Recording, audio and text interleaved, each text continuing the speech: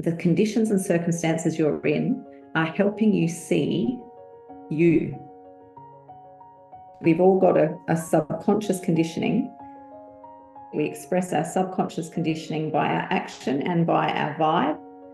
It's expressed and it's also reflected back to me. Oh, I've come across this in my day, or this happened to me. Never underestimate the value of those things, whether they're pleasant or whether they're unpleasant. It is a reflection back at us of what our vibe is, what our subconscious conditioning is. Life's always for us. The conditions and circumstances you're in are helping you see you, helping us realize what we're putting out there in our vibe. I've got a subconscious conditioning running all the time. I'm operating according to that largely. And then I've got my conscious mind where I get to choose my thinking. However, my logic, which is my thinking, rational thinking, is actually dictated to, structured by my subconscious conditioning.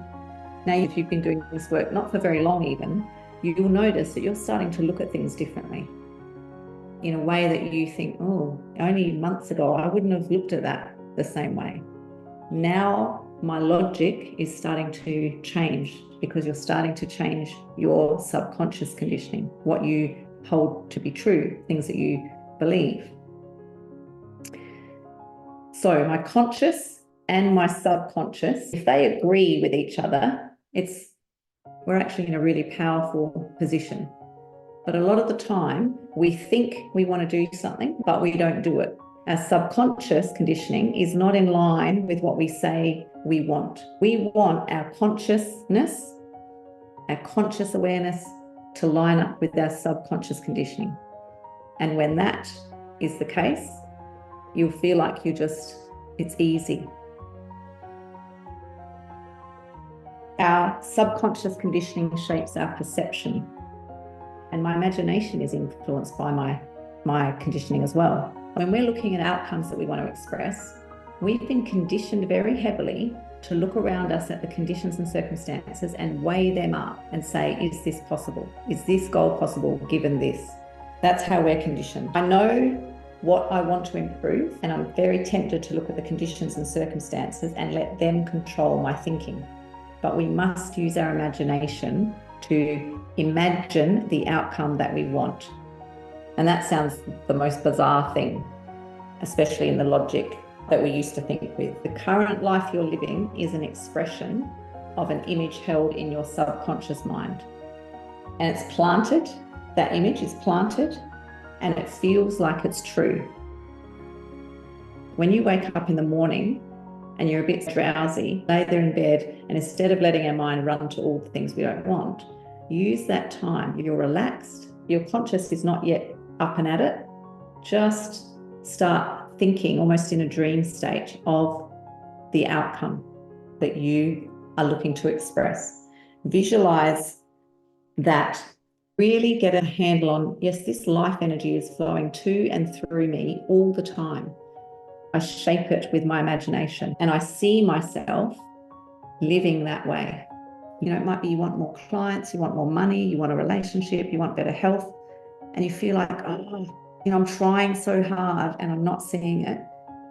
It's purely and simply what's happening here is that we haven't convinced our subconscious of the image. We're living the way we've been living for a long time. We feel like it's us. And that's because our subconscious has that idea planted in it firmly. And that's why we feel like it's natural. Get into a relaxed state deliberately and imagine again this life energy flowing to and through me, and it's looking to be shaped. And so I think about what I want. Our thought is creating. We have to ask ourselves, do I believe that? And if I do, then what am I doing with this creative, powerful thought energy? What am I creating and what am I planting? What if I can do the thing that I love to do and I do it just for the joy of it? and all the goodness flows to me as I do that. Imagine that. Rather than trying and struggling, what if I just chose the path of joy, doing what I love, and believing that in that place of pure joy, all the goodness is flowing to me? Because that's actually the truth. If we would stop resisting it with all the other things that we take up that are not life. To change my subconscious, or to convince my subconscious of anything, I first must become conscious of it. So you dwell on it. So if we feel like we're trying or struggling, we just haven't convinced our subconscious, like it's not with the program yet, of what we want. Health, wealth, success, all those good things that we're wanting to express are conscious convictions. I plant the ideas of the outcome, and the subconscious is infinite intelligence. That gives me the ideas to the fulfillment of it. Plant it, continue to plant it, and the ideas will come. You've got to spend the time planting it. Building your idea into your mentality, which means, oh yeah, I think that way. So if it's prosperity, you think prosperous thoughts. Let those ideas build. Ease and joy, let that idea build.